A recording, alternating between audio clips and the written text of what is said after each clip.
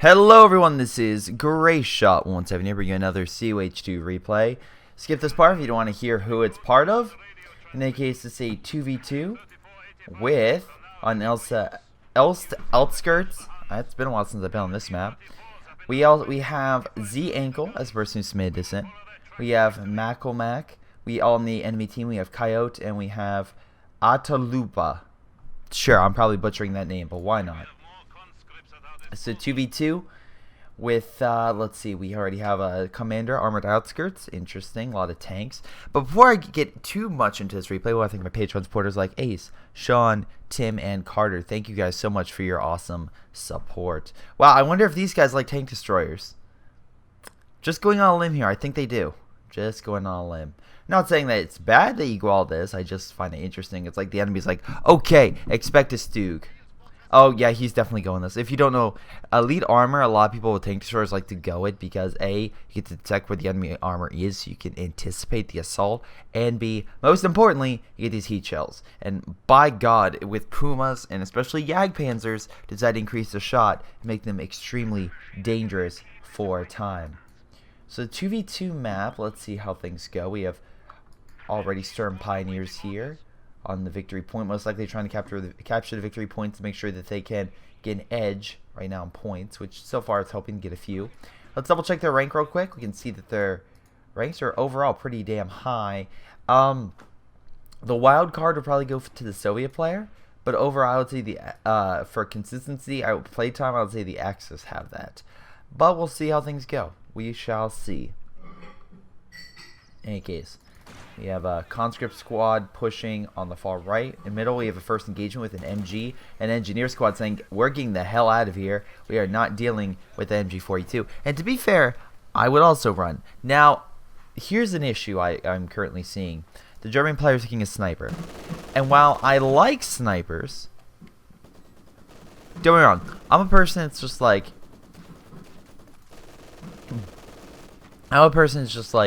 I enjoy snipers, but against the correct enemy. The British have 4, maybe 5-man squads. The Americans have 4, definitely 5-man squads. But around there, none of them have more than 6. So sniper's more effective. The Soviets have literally almost all 6-man squads. So having a sniper slowly pick them off, that's 33% more work for a unit. And while, yes, sure, it can be effective, I find it doesn't make as big of a difference as against like a British player, especially British, or a American player, because then it really does a very good job. Now, in this scenario, sure, the sniper is fine. It's slowly picking off the MG in a good scenario.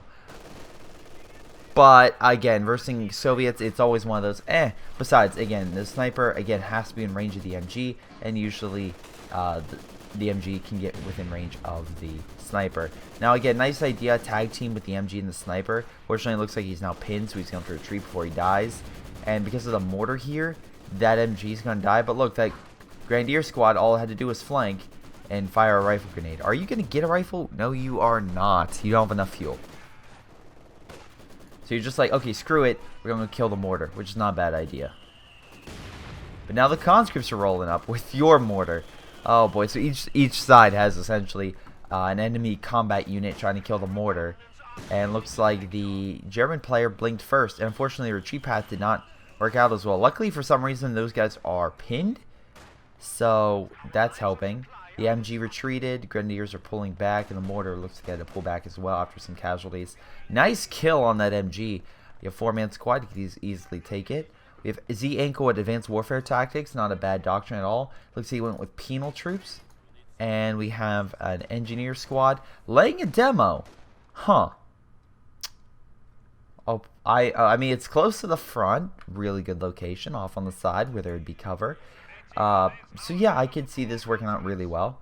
And I really want it to work out really well. So, you know, I will be curious to see how that goes.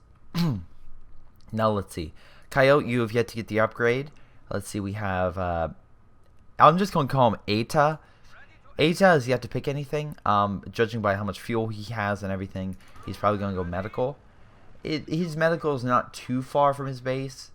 So, I mean, fine. If I was him, I would put it here. So that way it's a little closer. but that's just me. I mean, if you're going to have it to the front, actually have it in the front. But again, if you're versing 2 Soviet players, you have to worry about Katyushas and hitting that forward operating base. Also, a couple of Volk squads moving up now. Looks like they're trying to attack those penal groups. Again, it's fine.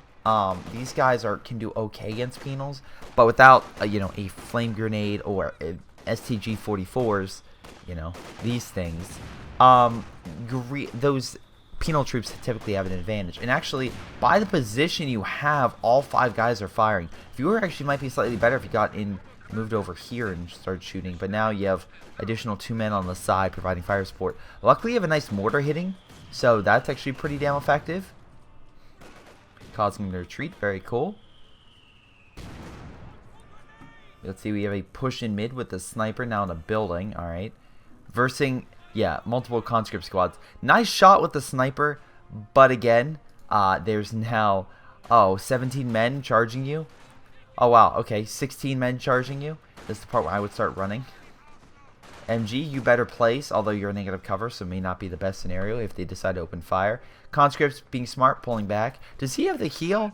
No, he doesn't. A field infirmary is really good for the Soviet player because it helps boost all the allies' health. Because usually they'll go to you as a retreat point until they have theirs operational, like the British or American. But that does help make sure you guys stay alive, so that's cool. Conscripts moving up. Looks like the demo didn't go off. Penal moving up. Again, has a mix. Which is something, I don't know. I don't really see. I usually see either conscripts or penals. Not really a mixture of both. So, I mean, they're both unique. Conscripts are cheap. They can reman stuff, while penals are more offensive. They cost a lot more, but they're like, essentially, they are the Soviet frontline troops. It's just, unfortunately, the Soviets at the time were so desperate that conscripts were basically pretty much any single person they could get that can hold a gun. So, nice job with the penal charge. Again, the satchel charge there, blow up the fuel point, or pull up the point in general, and that way you can take it out and stop them getting resources, which is always a huge plus. And now they have an idea of where the medical is, so even better. Sniper still picking off the allied forces. Axis need to kind of turn the tide a little bit. I don't know what exactly they would do other than just kind of hold down a piece of territory more effectively. We have a Kubel trying to fight, but looks like it got hit with an AT grenade, I assume? Yes, it did, AT grenade. So, I love how the guy inside is like, please don't hurt me. I'm defenseless next to a goddamn MG. And there goes the Kubel. Oh, I see something maybe good about to happen. Bye. Oh, is he not? Oh my god, he's not shooting it. I would have detonated it. I absolutely would have detonated it. Although that's my self-control at fault. So that's actually pretty damn good. Also, I love how these penal troops are fighting while there's a fire going on in the building. It's like, we're fine. We're okay. The building's on fire, about to crumble. We're okay.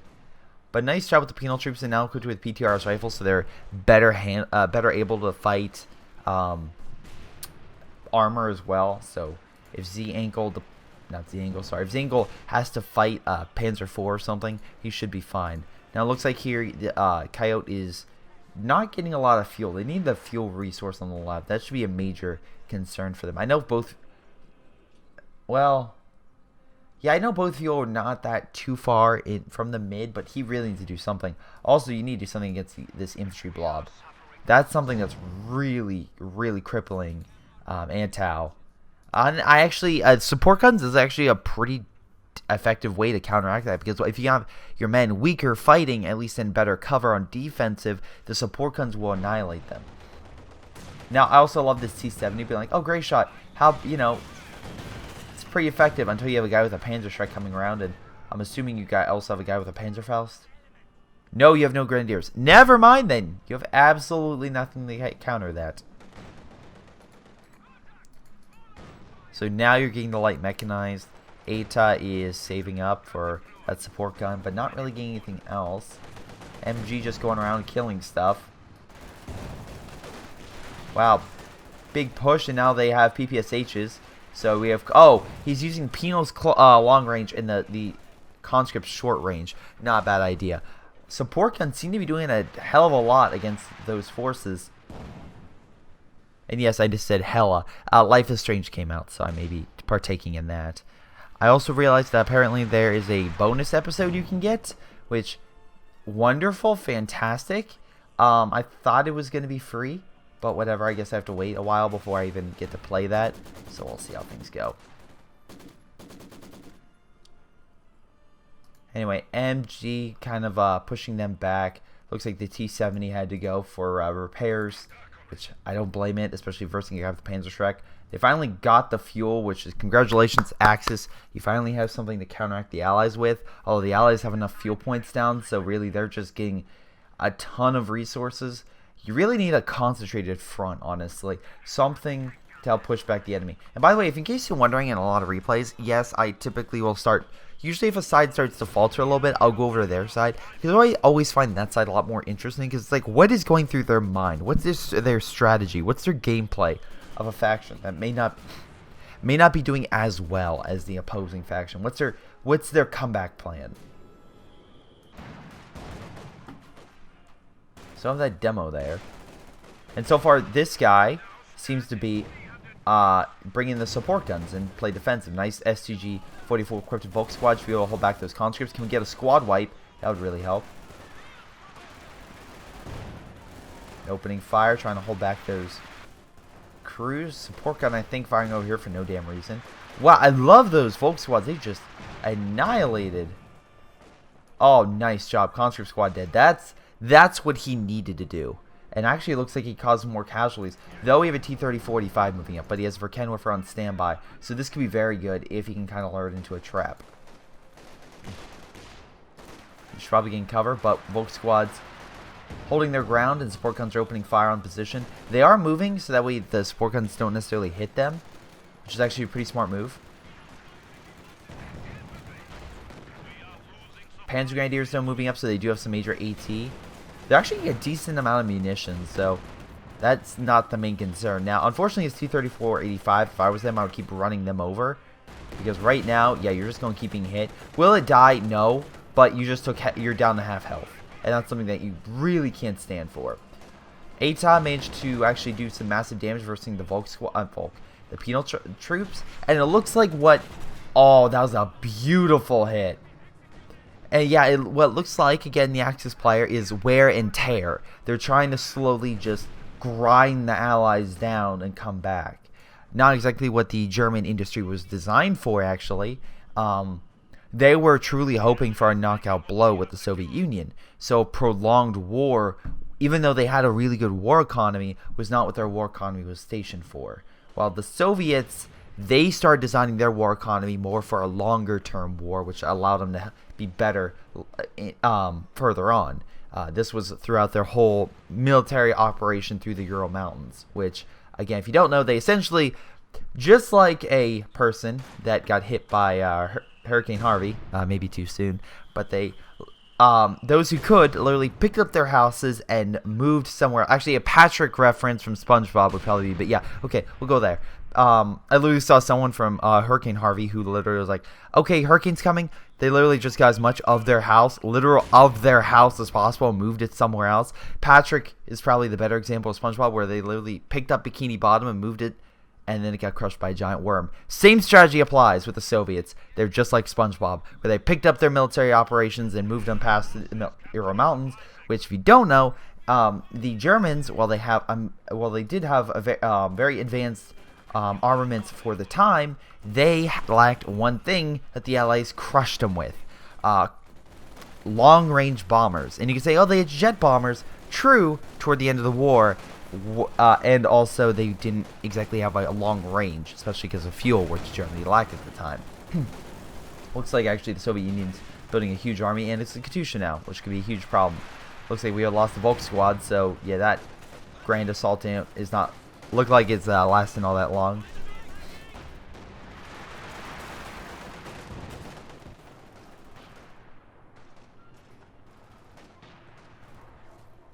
The demo's still there. I'm still waiting for it. Anyway, So anyway, when the farthest reach the Germans got, their best bomber could not get past the Urals to hit the Soviet essential militarized zones where they had huge industrial plants working on facilities. Sure, I mean, like, during like the early time of the war, they were essentially when America jumped in, they were essentially relying on America to supply a lot of them, even toward the later portion of the war. But eventually they got their industrial complex up. The problem, and this is the big problem, the problem, unfortunately, for the Germans was since they could never hit that supply line, they could never stop the manufacturing. It's the same thing that you have with America. While U.S. bombers were able to fly in and hit Germany, again, it was costly in '43 and also '44, especially for any assault on Berlin, which had thousands and thousands of anti-aircraft guns stationed around it just to make sure that the Allies couldn't touch it. Some did, but still, it was very costly. Nice kill.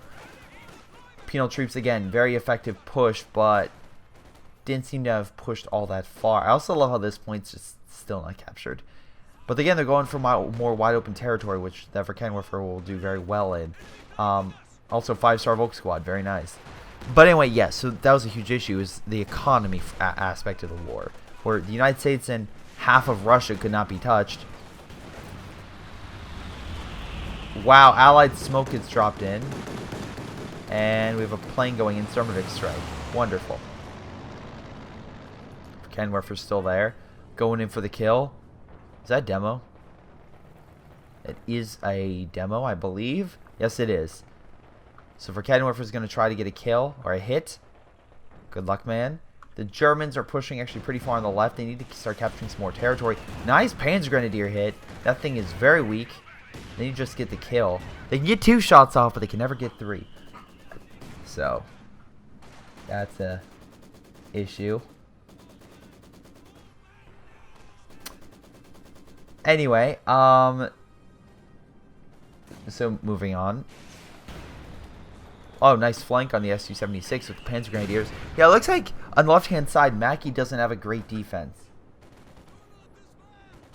So, that will be something you have to fix later. Or he'll have to fix later if he wants to come back. I mean, T-34-85, not a bad tank. It can definitely take more hits than a T-34, 76. Problem, though, multiple Panzer Grenadier squads. So, expect a lot of Panzer Shreks hitting that damn thing. And, yeah, Panzer Shreks do a lot. So, he has to pull back.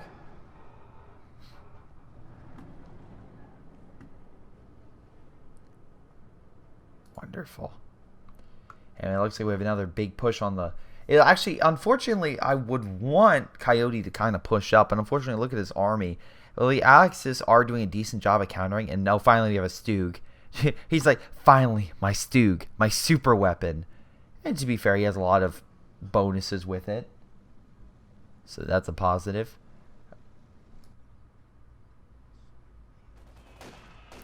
So it looks like we have a big... Nice. Oh, they killed his 5-star guy. Oh, damn it. I'm assuming it was a demo. Oh, the demo charge right there. Damn it, I missed it. Puma on the offensive. And Verkenwerfer, they might be able to take out the... They did. Holy crap. The Puma. And actually, if he can rush up, he might be able to kill those Katyushas. But again, it's weakened, so we might be worried about another T-30-45 in the vicinity. Those Katyushas, though, hammering the front line.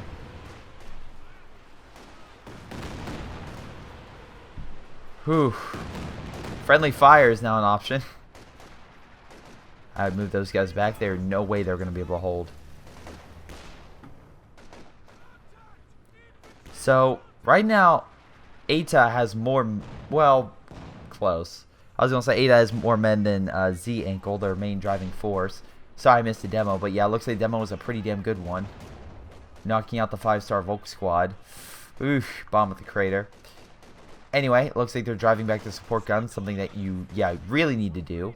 Unfortunately, it looks like the flak guns are too far away, so support guns can't be supported via that. Volk squad's, though, moving up. Gonna try to probably encircle those penal troops. Flamethrower units though coming in. And we have another confrontation on the other side. Stug opening fire on the T-30-45, but again, AT grenades. So T-30-45's like, I can kill you before you can kill me. We have smoke, I think, coming in. A little late on that. A little bit late.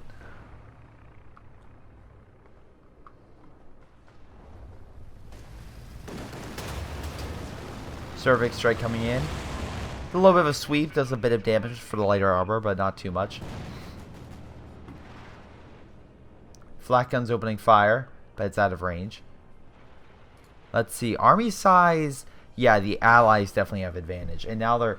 I mean, he's doing pretty damn good on armor. They have enough fuel that they can just keep getting these guys out. So while they are getting hits and kills on the armor, the Axis are, the allies just have a way better economy to support themselves. It's not like he's not trying to counter it. I mean, he has a bunch of Panzer Grenadiers, and the bottle grenades seem to be doing just fine against those conscripts. Oh my god, can you wipe out a squad or two? Oh, you knocked out one. We have a Sturmovik strike coming in. Again, this one's a strafe. That was a damn good strafe. Oh, I'm sorry. No, I'm sorry. Not this one's a strafe. This one's like it actually loiters in the area. Loiters. Sure. Volk squad's pushing in. I see a possible demo. Is it going to be if it's that demo? We've been waiting so long for that demo. It's like Game of Thrones where you see the White Walker in the first image. You're like, oh, that's going to be part of the whole show. And it's like you just wait and wait. And eventually, once per season, you get something awesome with the White Walkers. You're like, yes. That was worth it.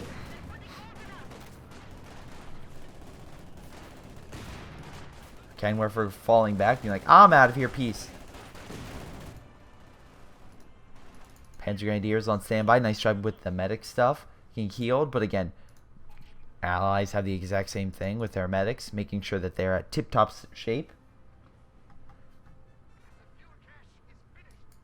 Nice fuel cache, but again, it's better to defend, have something defending it.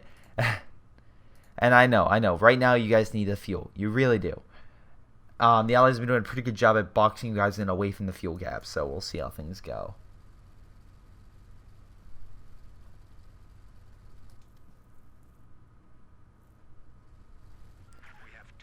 So, oh, he's remaining the support guns. Looks like that was probably knocked out by the striations. Make it seem like a Katusha hit the area while they were retreating. Not a bad idea. Again, if you know where the retreat point is, Katusha the damn thing. Looks like they might be going in for a grand assault. If they can kind of push up with all their forces and kind of flank, and by flank I mean if they can kind of push through here and then have all this armor and stuff like that kind of stay in this area, they could flank and kill all of it. They also have the Puma, which I'm very surprised he hasn't been more aggressive with. If I was him and I knew that there were Katyushas back here, I would try to chase him down. I know that may be very costly, but in this scenario, you have to do it. Yeah, I mean, you have to take out that armor. If you don't, you're in a bad situation. Now, they have two T-30-45. So when he does this, he can be like, okay, they have two T-30-45s. I can't push. But previously, when that thing died, you looked and you're like, oh, they have no armor on this side. Okay, let's push. And now, again, we can say that this guy's not playing dumb. You can see here he's placing mines to make sure that they take casualties as they advance.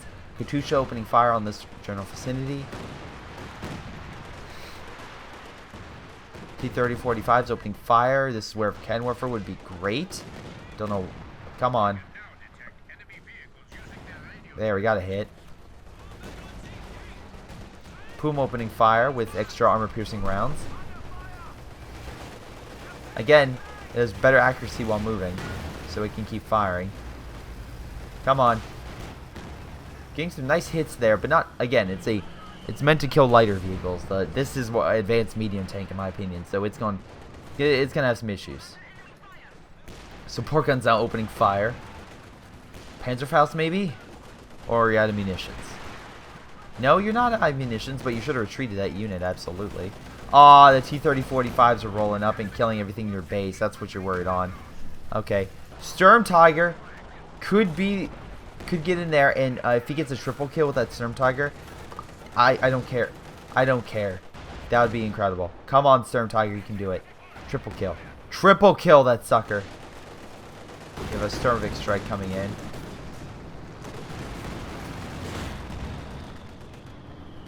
Come on. Come on, Storm Tiger. Come on, Storm Tiger. Grenadiers coming in. One more shot. Damn it. Stormvic strike coming in. Man, they love those planes.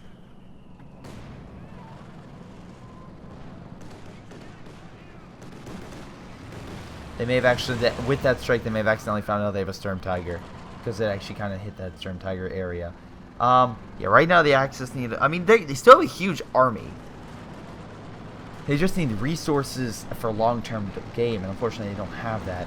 Storm Tiger going out by itself, this is typically a bad idea, as you want other units to fight and kind of get in the middle, so they don't really know. Maybe he's hoping he doesn't get seen.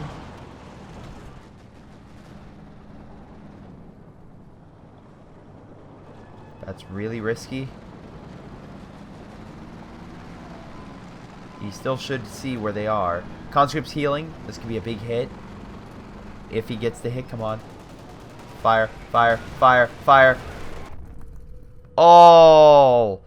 Okay, not deadly, but that's making sure your armor's not in the game for right now. That hurts. One can't barely move, one without a gun, and once again, all that damage, not even Vet 1. Barely Vet 1, but it should be Vet 1 after that shot.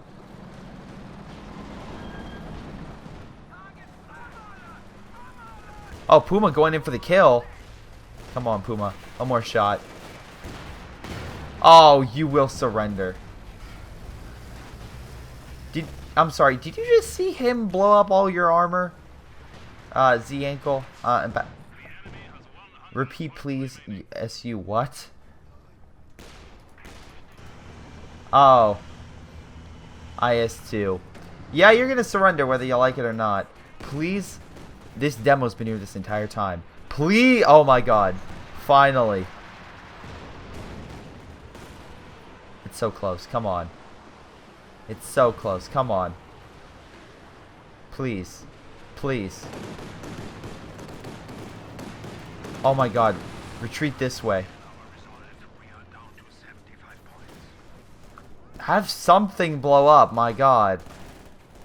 If the Pan Strike comes down here and blows up their own men, I would laugh so hard. They're all in the building. Sure. How about you focus on the vehicles? Right now you have a lot of heavy vehicles. Oh my god. Are they gonna die in the building? Retreat. Retreat. Retreat. Retreat. Retreat. Oh yes. Oh yes, yes, yes, yes, yes, yes, yes, yes, yes.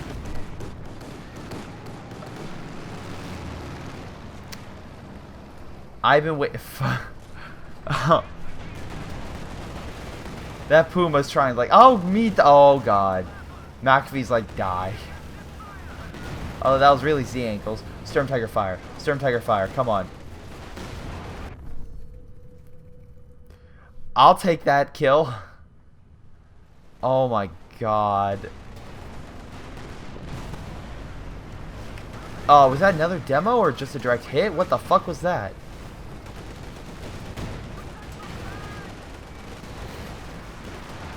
They've killed 3 T-34-45s. I really, at this point in the game, if they kill the IS-2, like, seriously.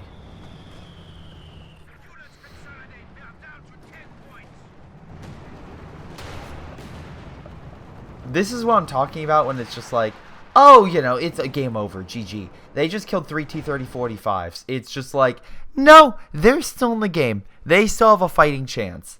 And that's what I like about CH2. And don't get me wrong, they ran out of time. GTA would say, oh, the game wasn't worth it. But again, he has that, again, he would call it a realistic attitude. My example would be never give up, never surrender, because you can always put yourself in an environment. Sure, he should have probably got Minesweepers after the first demo because he liked using it to anticipate that. Although, you know, his Panzer Grenadiers on that side. Second, he probably should have used his Puma to try and knock out these Katyushas because, again, they were annoying, although it looks like he may have been able to take out one through a Puma raid, so nice job. But yeah, I mean, with a Puma and other things, a lot of T-30-45s died. A lot more than should have happened. And if Kaio and stuff like that could have affected him, like had his Panzer Grenadiers and effectively kept countering, that would have helped amazingly. But again, didn't get Minesweepers for the demos and mines, and didn't.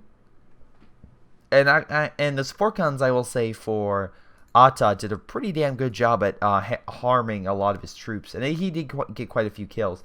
Zienko, you did really good though with the infantry and your armor, though again took a lot of losses. Same thing with Mackie, you took a lot of losses for having a superior armor. Coyote, decent skills, though I feel like you kind of keep sacrificing your Stugs. And Ata, really good efforts overall. I like your dynamic. Sure, you could never really go on a grand offensive, but again, that was more of you lacking fuel than you lacking tenacity. Same thing with Zienko. I loved his mine placements and his demo placements. Those were great. But in any case, let's check score. Zienko got most damage on the Soviet team, but again, most damage definitely goes to the Axis, which is quite surprising for a losing team. Ata, most damage, and Zienko got most kills. Again, Zienko was just dominating with kills on his side, killing Volk squads left and right. So very nice job on that. But in any case, that's game. Well, thank you guys for watching. I hope you guys enjoyed. Make sure you guys like and subscribe. This has been Greyshot17, and I'll see you all next time.